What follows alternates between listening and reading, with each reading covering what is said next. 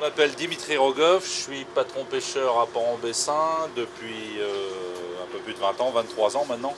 Je suis patron du Sauvage. Le Sauvage, c'est un navire de pêche côtière avec lequel on pratique des sorties à la journée.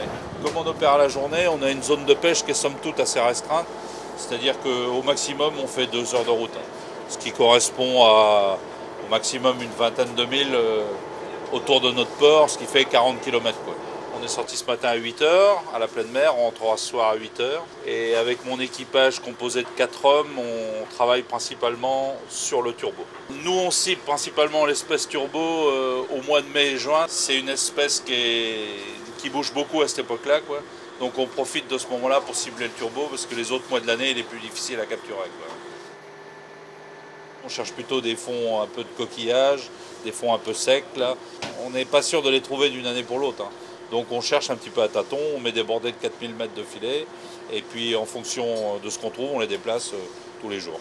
Les filets sont très sélectifs de par la taille de leur maille. C'est-à-dire que sur le turbo, on travaille avec des filets dont la nappe interne, la maille étirée, fait 270 mm. Donc c'est vraiment des très grandes mailles, ce qui fait que ça nous permet de travailler avec un engin très sélectif. Il peut prendre des turbos, des raies, c'est tout. Le reste, il ne prend pas. Donc c'est des filets qu'on immerge pendant 48 heures pour qu'il y ait une pêche suffisante, pour que ça vaille le coup. On les laisse 48 heures à l'eau. On les relève toutes les 48 heures, donc avec un poisson qui est pris dedans, qui est vivant, hein. Nous, on fait une pêche qu'on essaie, on fait en sorte qu'elle s'inscrive dans ce qu'on appelle une pêche responsable et durable. C'est-à-dire qu'on privilégie des poissons adultes, des poissons qui sont déjà reproduits. On laisse les juvéniles sur le fond. On n'est pas dans une logique de quantité, on est plutôt dans une logique de qualité et aussi de poissons à forte valeur ajoutée, quoi. On commence par relever les bouées qui marquent les filets, c'est-à-dire que les filets sont indiqués, hein. Il y a un marquage par les grandes bouées là. Et les filets sont relevés à l'aide du ce qu'on appelle le vire-filet ou le power block. Donc on relève les filets avec le vire-filet, les filets passent sur la table et sur la table là, il y a une personne qui est chargée d'écraser les coquillages, ce qui peut gêner dans le filet. Les deux autres enlèvent ce qu'il y a dans le filet, ils enlèvent les crustacés, ils enlèvent les poissons.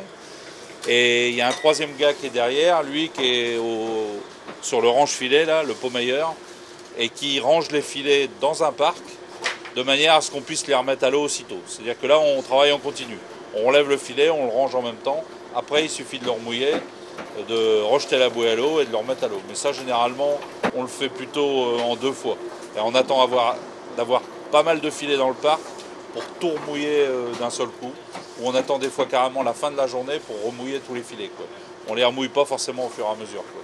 Ce qui nous permet de changer de coin, de savoir où c'était le mieux. Enfin, ça me permet dans la passerelle de prendre la décision de savoir où je vais mouiller mes filets. Parce que, bon an, mal an, si je les mouille là où il ne faut pas, il n'y a pas de poisson le lendemain.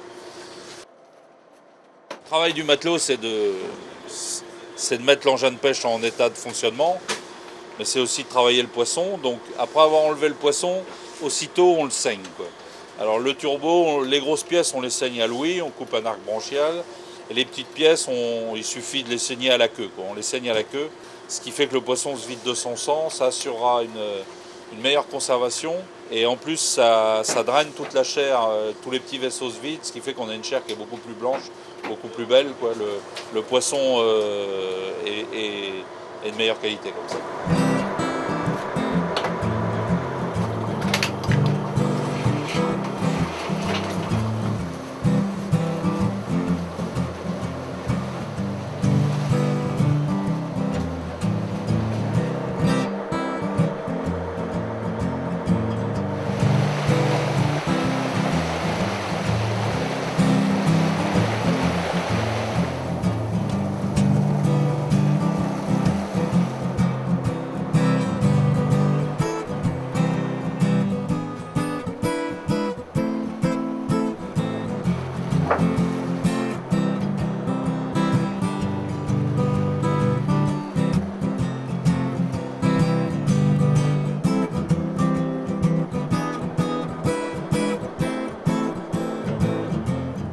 Le critère fraîcheur, c'est certainement pour les consommateurs ce qu'il y a de plus important.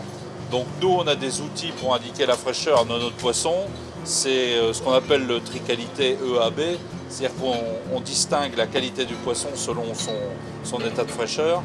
Et ce qu'on fait notamment avec le turbo, c'est que pour bien identifier l'extra, ce qu'il y a de meilleur, ce qu'il y a de plus frais, ce qui est le poisson le plus propre possible, eh ben sous la criée, on met une petite étiquette dessus, on pince une petite étiquette dessus qui indiquera au consommateur que le poisson est en qualité extra.